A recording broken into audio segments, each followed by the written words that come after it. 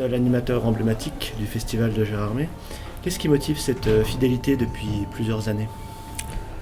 L'argent. Vous savez, moi je fais tout par l'argent. Non, évidemment, je blague. Non, ce qui motive, c'est un festival qui est très agréable, dans le sens convivial du terme. Je participe à pas mal de festivals, en fait, tous les ans. Et le festival de Gérardmer, c'est, je dirais, le seul qui a vraiment cette ambiance. Tout le monde se connaît, la ville en elle-même est assez petite et voilà, c'est ça. Je vais pas aller jusqu'à dire qu'il y a comme une ambiance un peu de vacances ou de colonie de vacances, mais parfois on n'en est pas très loin. Mais vraiment, encore une fois, dans le sens le plus joyeux du terme. C'est vraiment à la seconde où même on rentre dans la salle, où je rentre dans la salle pour présenter un tel ou un tel film ou tel comédien ou réalisateur, on sent vraiment que le public est là pour s'éclater, quoi. C'est vraiment agréable. Voilà, c'est pour ça que je reviens. Alors vous êtes un peu le Nelson Montfort du festival. Vous parlez combien de langues? Nelson Montfort, je vous remercie. Je parle combien de langues? Couramment, j'en parle 2, anglais et français. Et sinon bien, j'en parle, je sais pas, 5, 6, turc, japonais, espagnol, voilà. Alors vous êtes un homme qui est féru de voyages et de rencontres. Oui. Les plus beaux voyages ne commencent-ils pas finalement à l'intérieur de soi? Certes. Si, mais c'est-à-dire que si vous voulez, le truc c'est que les voyages sont intéressants tout de même. Quand on voit des films, on voyage, surtout dans un festival comme celui de Gérardmer, où on a quand même souvent l'occasion de voir des films qui se passent dans un ailleurs, qui soit réel ou imaginaire, souvent imaginaire, mais on est souvent emmené dans d'autres univers, d'autres dimensions, d'autres que sais-je. Mais pour revenir aussi au côté plus prosaïque de ce que vous venez de dire, les voyages, les vrais voyages où on se déplace réellement pour aller à la rencontre de quelqu'un, d'une culture, que sais-je, sont aussi super importants. J'ai rencontré beaucoup de gens ici et j'ai été au contact de beaucoup de cultures différentes et c'est très enrichissant. Quelle était la rencontre la plus émouvante? À Gérardmer? Oui. C'est une bonne question. Le truc, c'est que ça fait quelque chose comme 14 ou 15 ans que je viens à Gérardmer, donc il y a beaucoup de festivals. Un des festivals dont j'ai le meilleur souvenir, c'est le premier que j'ai fait ici. Je me souviens que le président du festival, c'était Roland Joffé, et dans les membres du jury, il y avait notamment Bill Pullman. Et il y avait plein de gens, il y avait Tiki Olgado, il y avait Serge Lama, enfin bref, plein de gens. Mais il y avait Bill Pullman. Et pour moi, ça a été vraiment important parce que très peu de temps avant, 2 ou 3 ans avant, j'avais découvert à sa sortie le film de David Lynch, Lost Highway, dans lequel Bill Pullman tient un des rôles principaux. Et ça m'avait vraiment, ça m'a vraiment marqué. Et de le rencontrer ici, c'était incroyable, quoi. Vous avez réalisé plusieurs courts-métrages. Il n'y en a pas un qui aurait pu être présenté au festival? Non, parce que les courts-métrages que j'ai faits, bon déjà, en fait, je suis né dans les années 70 et je suis pas né à la bonne époque pour la réalisation de courts, parce que les jeunes gens d'aujourd'hui qui ont 20 ans, 30 ans, même 40 aujourd'hui, bon là on va dire 20-30 ans, c'est pas mal quand on est un adolescent sur le tard, dans les années 2010, 2015, c'est bien parce qu'on a un éventail de matériel qui est absolument extraordinaire pour faire des films, pour faire des courts-métrages, des petites bêtises entre amis.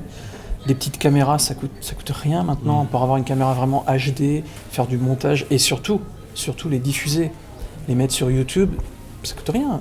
Et aujourd'hui, il y a beaucoup de gens dont la carrière se lance, voire continue, sur Internet. Donc c'est vraiment facile. Mais moi, à l'époque, avec un groupe d'amis, on était vraiment à fond dans tous les courts-métrages, etc. Et on pouvait rien faire. On pouvait rien faire parce que c'était dans les années 90, début 90, 95. À cette époque-là, déjà pour trouver une caméra qui avait une qualité à peu près correcte, c'était pas facile. J'avais des amis à France 3 régional en Normandie qui nous prêtaient du matériel, une caméra par-ci, un banc de montage par-là. Mais c'était dur, quoi. On avait des bancs de montage en bêta.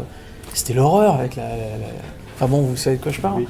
Non, on en a vraiment bavé. Aussi. Et ouais, non, c'était terrible. On passait des nuits entières à retourner les trucs. Et surtout, le problème, c'est que quand on avait au final un clip, un truc, un court-métrage, n'importe quoi, et qui ressemblait un peu à quelque chose, pour le diffuser, c'était l'horreur. Parce qu'on appelait les festivals de court-métrage qui, à l'époque, exigeaient une pellicule. Donc ça coûtait une blinde. Il n'y avait pas Internet. Enfin bref, c'est vrai qu'aujourd'hui, c'est beaucoup plus simple. Alors, vous qui avez pratiqué différentes formes d'art, que pensez-vous de cette citation de Sidney Pollack? D'une certaine manière, toutes les formes d'art sont impliquées dans un film. Bah, il a complètement raison. Et puis lui, il le sait plus que beaucoup d'autres, puisque c'est quand même un réalisateur affirmé. Et quand je dis réalisateur affirmé, c'est que ses films en tant que réalisateur sont formidables à bien des niveaux. Sa direction d'acteur, le travail sur le cadre, etc. etc. Enfin bref, c'est nickel. Et il s'implique aussi beaucoup dans l'écriture, beaucoup dans le montage. Et puis, il a également été comédien, et un excellent comédien, et un comédien en plus pour Stanley Kubrick. Bon, je crois que c'est pas mal. Et en plus de ça, j'ai eu la chance de le rencontrer à Deauville, puisqu'il est venu au Festival de Deauville du film américain. Il est venu pour présenter un de ses derniers films, qui était un documentaire, qui était le documentaire qu'il a réalisé sur l'architecte Frank Gehry. Et c'était extraordinaire. Et encore une fois, on a pu découvrir une nouvelle facette de ce réalisateur qui était tout à coup passionnant parce qu'il a réalisé le documentaire, mais il apparaît également dedans. C'est des conversations avec Frank Gehry, on se rend compte qu'il est capable de tenir des conversations incroyables sur des sujets aussi, entre guillemets, enfin qui apparaissent en tout cas lointains du cinéma, comme l'architecture, le paysage urbain, etc. Et c'était formidable. Et donc j'ai pu un petit peu parler avec lui, et ah bah oui, c'est formidable. New York, je suppose que vous y êtes allé plusieurs fois. Oui, on imagine bien. Oui. Juste un petit mot sur New York. New York, c'est la seule ville au monde où je me sente vraiment bien. J'habitais à Tokyo, et Tokyo c'est pareil, c'est une ville qui est superbe, mais qui est oppressante, vraiment. J'ai été un peu partout. Il y a plein d'endroits où je suis pas allé, hein, mais j'ai été dans pas mal d'endroits.